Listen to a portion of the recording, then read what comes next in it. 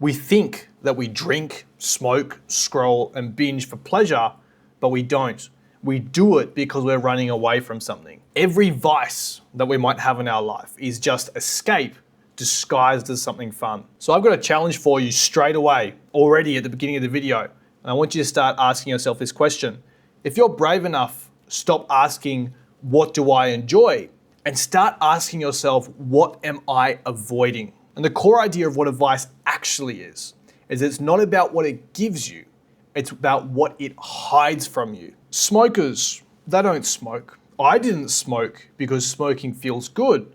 I used to smoke because real life felt worse. We don't go out there and start binge watching Netflix shows because it feels amazing and we love it so much. We binge watch it because the silence is scary. When we're sitting there alone with our thoughts, we can start to realize some pretty frightening things. And oftentimes when we're presented with that decision of facing reality and realizing that not everything's so sweet, or delaying it to tomorrow and let's just spend this evening in a vice, we can forget about it, we can get a buzz on.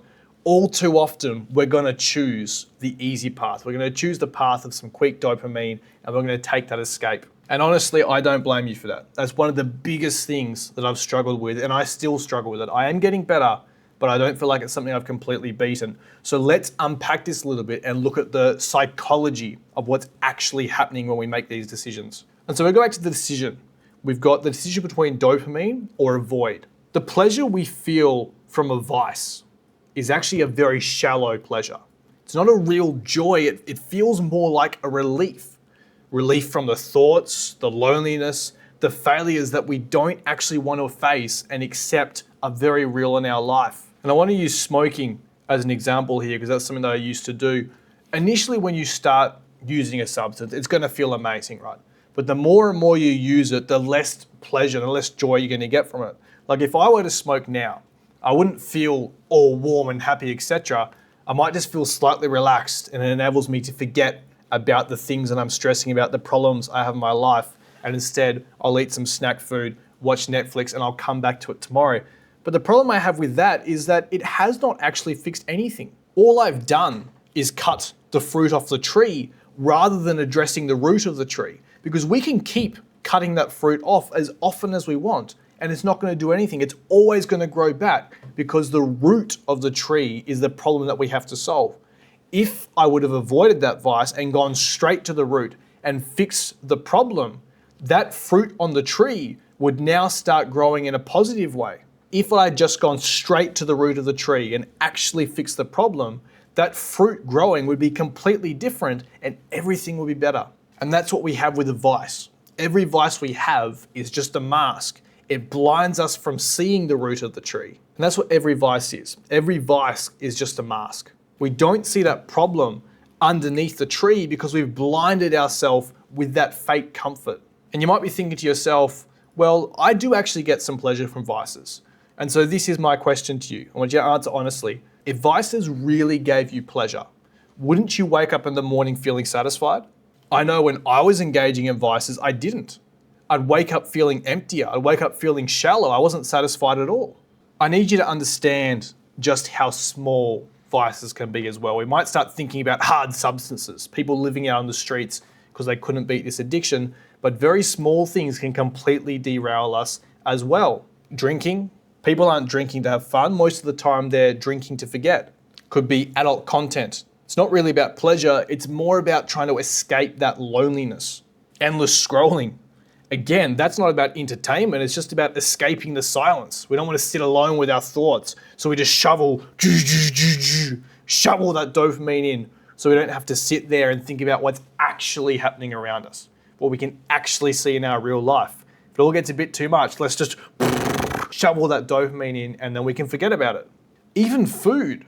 When we go out and we want to slam down some Oreos with milk instead of eating our healthy food, it's not really about the taste, it's just about numbing the stress. You see so many people go out there and stress eat. So even these things that might seem very small on the surface are actually not, because they're symptoms of a far bigger problem. So now we're going to shift our perspective about how we've been thinking about these vices. Once we understand the vice, we're actually in a position where we can escape it. We can throw it away and say, it's not part of me anymore. And then once we escape it, everything around us changes. You cannot solve the problem by removing the vice. If you're a drinker, you can't solve the problem by going, I'm going to try not to drink. I'm going to put this streak in my phone. We're going to work really hard and we're not going to drink. That's not how we solve it. We solve it by facing what we're running from. We go down to the root cause and we fix that. And then we no longer have the reason to drink. We no longer have the urge. And so by doing that, we end up replacing escape with confrontation. We replace fake pleasure with a very real purpose. And so here's a 3-step action plan for you right now if you have a vice, big or small, that you want to be free of in your life. First thing I want you to do is identify your main vice, just your biggest one. What is the biggest thing that you are currently doing in your life which is holding you back? You feel like you got it shackled up to it and you can't be free to go and do the things that you want to do in your life. Once we've identified that vice, we're going to stop and we're going to think to ourselves, what pain am I avoiding? What pain am I hiding from when I partake in this behavior? Once we know that, it's simple. Step 3, we're just going to confront it head on. Journal, train, talk, build, work, pain, whatever it is, stick with it. Do not escape, because once we have defeated that problem, we come out on the other side, we are suddenly free of this vice forever. Discipline, as we understand it, is not about trying to force yourself to say no to your vice. It's about saying yes to the truth of what's actually going on. And so hopefully now you can see that your vices are not actually pleasure. They're just prisons. Stop escaping. Start living in the real world. And that's the end of it. That's the core message. So I hope you boys got some tremendous value from this. Hopefully it's cleared up what you need to do in order to get past these things that are holding you back so you can go full force on achieving your mission and building that life that you want. If you did, do me a favor, like the video, subscribe to the channel, turn notifications on, share it to everybody that you think needs to hear this message, because once we understand it, it's quite a simple process to break free. So I hope you enjoyed it. And as always, lads, I will see you in the next video.